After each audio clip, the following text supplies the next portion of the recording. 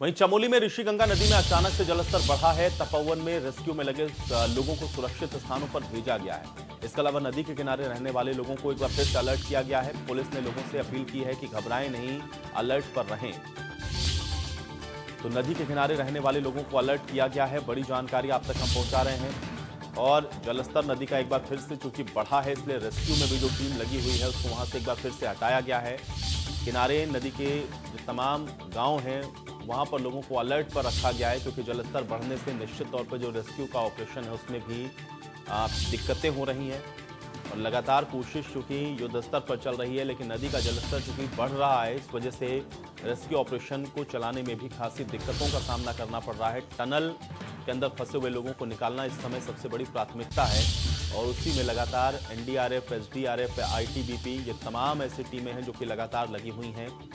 केंद्र के साथ लगातार सहयोग उत्तराखंड सरकार को मिल रहा है, लेकिन रेस्क्यू में भी जो लोग लगे हैं अब उनको सुरक्षित स्थानों पर हटाया गया है, भेजा गया है। चूंकि नदी का जलस्तर अचानक से बढ़ा है एक बार फिर से, और नदी के किनारे रहने वाले लोगों को एक बार फिर से अलर्ट पर रखा गया है। अपील प्रशासन ने यह भी की है कि लोग घबराएं नहीं, अलर्ट पर रहें। ये बात भी स्थानीय प्रशासन के द्वारा लगातार लोगों से अपील करते हुए कही जा रही है। तो नदी के किनारे रहने वाले लोगों को अलर्ट किया गया है। तपोवन में रेस्क्यू पर लगे हुए लोगों को वहां से हटाया गया है, क्योंकि ऋषिगंगा नदी में अचानक से ये जो जलस्तर है एक बार फिर से बढ़ा है, जो जानकारी अभी मिल रही है। और लगातार चूंकि यहाँ पर रेस्क्यू का ऑपरेशन चल रहा है, इसलिए जलस्तर बढ़ने से भी वहां पर लगे हुए रेस्क्यू में जो बचाव दल के कर्मी हैं उनको वहां से सुरक्षित स्थानों पर भेजा गया है। और नदी के किनारे जो गांव हैं या फिर जो लोग नदी के किनारे रह रहे हैं उनको भी अलर्ट पर रखा गया है। लेकिन लोगों से अपील ये भी की जा रही है कि लोग धैर्य बनाए रखें, घबराएं नहीं, और प्रशासन की तरफ से जो निर्देशित किया जा रहा है उसका पालन करें और अलर्ट पर रहना है, ये भी बात स्थानीय प्रशासन की तरफ से कही गई है। तो ऋषिगंगा नदी में अचानक से जलस्तर बढ़ने की जानकारी है और युद्ध स्तर पर चूंकि लगातार रेस्क्यू का ऑपरेशन यहां पर चल रहा है, टनल के अंदर फंसे हुए लोगों को निकालने के लिए लगातार कवायद चल रही है।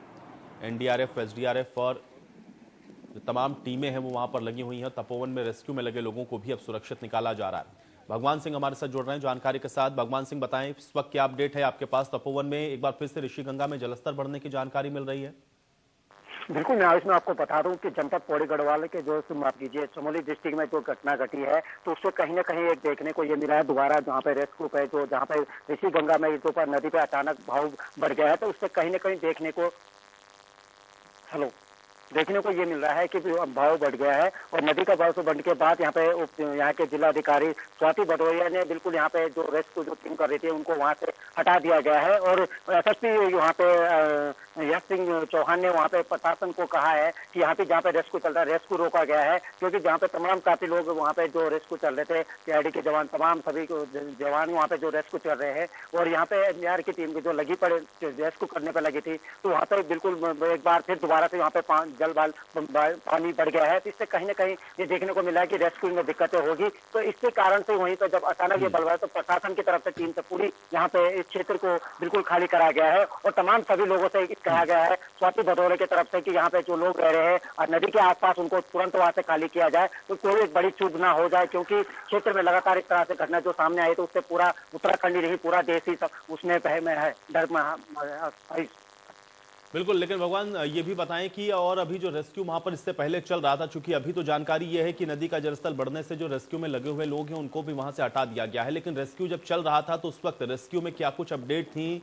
कितने लोगों को वहां से निकाला गया है, रेस्क्यू कितनों का किया गया है, कितने लोगों की फंसे होने की अभी भी आशंका है, और क्या कुछ कहा गया है वहां पे लोकल एडमिनिस्ट्रेशन की तरफ से? इसको भी अपडेट करें भगवान सिंह।